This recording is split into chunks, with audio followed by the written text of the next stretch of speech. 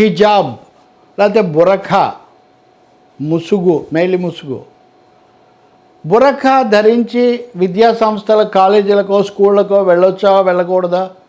అసలు బురఖా వేసుకోవడం అనేది చాలా అభ్యంతరకరమైన విషయమా?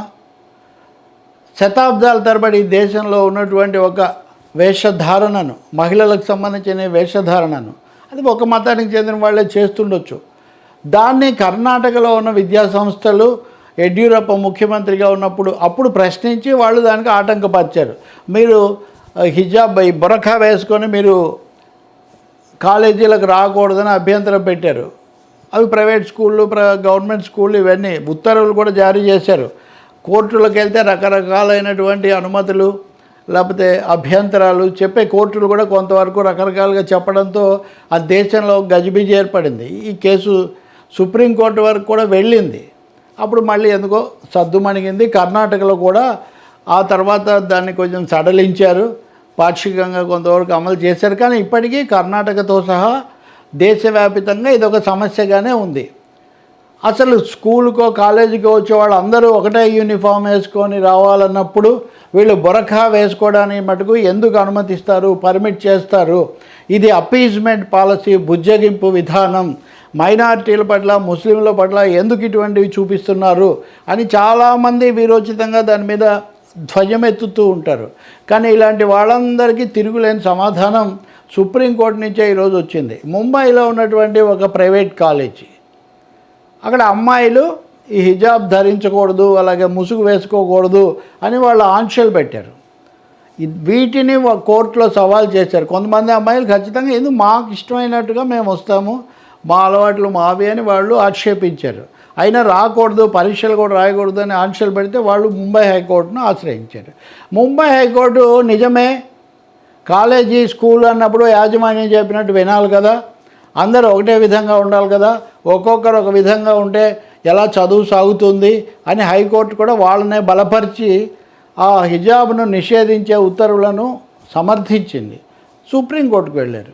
సుప్రీంకోర్టులో జస్టిస్ సంజీవ్ ఖన్నా, సంజయ్ కుమార్ ఆ ధర్మాసనం ఈరోజు వాళ్ళు ఆ ఉత్తర్వు మీద స్టే ఇచ్చారు, నిలుపుదల చేశారు.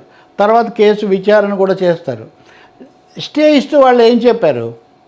అసలు మీరెవరండి? ఎవరు ఏం బట్టలు వేసుకోవాలో, ఎలా రావాలో నిషేధించడానికి మీరెవరు?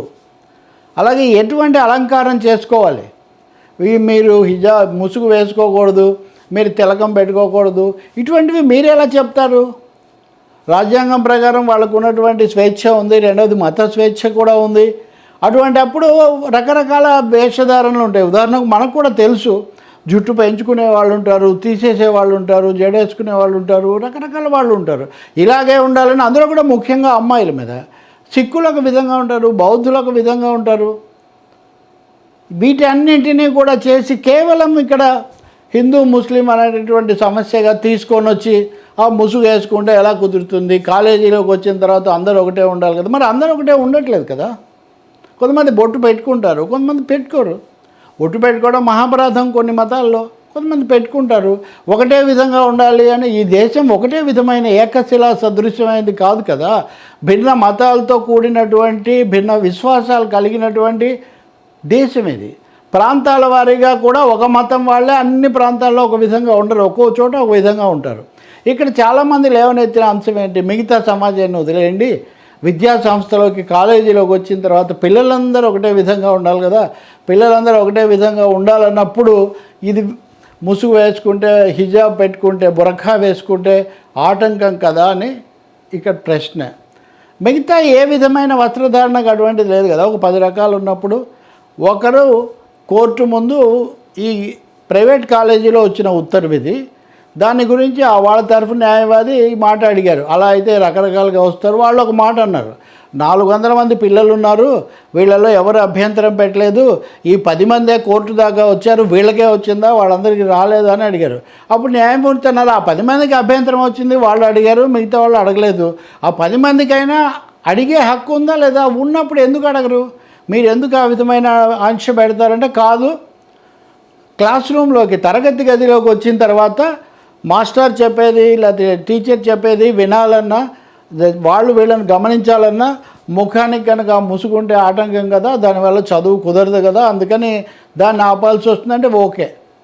క్లాస్ రూమ్లోకి వచ్చినప్పుడు దాన్ని తీయాలి, దాన్ని పక్కకు కాసేపు ఓపెన్ చేయాలని చెప్పండి, ముఖం కనిపించాలని లేదా వినాలని చెప్పండి, అంతవరకు. కానీ బయట కూడా వాళ్ళు ఎందుకు వేసుకోకూడదు? ఇంకో మాట కూడా అన్నారు, ఇది ఈ కాలేజీ పెట్టి ఎంతకాలం అయిందని అడిగారు. చాలా సంవత్సరాలు అయింది. ఇన్ని సంవత్సరాల్లో ఇన్ని దశాబ్దాల్లో లేని అభ్యంతరం ఇప్పుడే ఎందుకు వచ్చింది? మరి ఇంతకాలం చదువులు బాగానే సాగాయి, పిల్లలందరూ బాగానే చదువుకున్నారు. ఇదే ప్రశ్న కర్ణాటకలో వస్తుంది, ఇదే ప్రశ్న ఇంకో చోటు కూడా వస్తుంది, చాలా అంశాల్లో వస్తుంది. ఇప్పుడు కొత్తగా వివాదాలు అవుతున్న అనేక విషయాలు ఇంతకుముందు ఎందుకు వివాదాలు కాలేదు? ఈ అమ్మాయిలు ఇంతకుముందు కూడా చదువుకున్నారు కదా, అనేక మంది ముస్లిం అమ్మాయిలు యువతులు బాగా చదువుకున్నారు, ప్రొఫెసర్లుగా ఉన్నారు, డాక్టర్లు అయ్యారు. మరి అప్పుడు ఈ సమస్యలు రాలేదే? అంటే ఒక క్రమ పద్ధతిలో లేనిపోని అకారణమైన అనవసరమైన వివాదాలను ముందుకు తేవడానికి కొన్ని ప్రయత్నాలు జరుగుతున్నాయి, కొన్ని శక్తులు ఇటువంటివి తీసుకొస్తున్నారు. సో సుప్రీంకోర్టు ఈ అంశాన్ని అర్థం చేసుకుంది కాబట్టి వాళ్ళు చాలా స్పష్టంగా, పైగా దేశంలో కొంతకాలంగా సాగుతున్న ఈ అంశం మీద వివాదము, పెరుగుతున్న చర్చ కూడా వాళ్ళకి తెలిసి ఉండాలి. అందుకనే మేమైతే ఉత్తర్వుని నిలిపేస్తున్నాం. పిల్లలు వాళ్ళకి నచ్చినట్టుగా వాళ్ళు రావచ్చు. తరగతి గదిలో చదువుకునేటప్పుడు మటుకు, వినేటప్పుడు మటుకు వాళ్ళు ఎటువంటి అది ఉండకూడదు, ముసుగు ఉండకూడదు. మిగిలిన సందర్భాల్లో వాళ్ళు వాళ్ళ ఆచారాలు, వాళ్ళ అలవాట్ల ప్రకారం వాళ్ళు చేసుకుంటారు.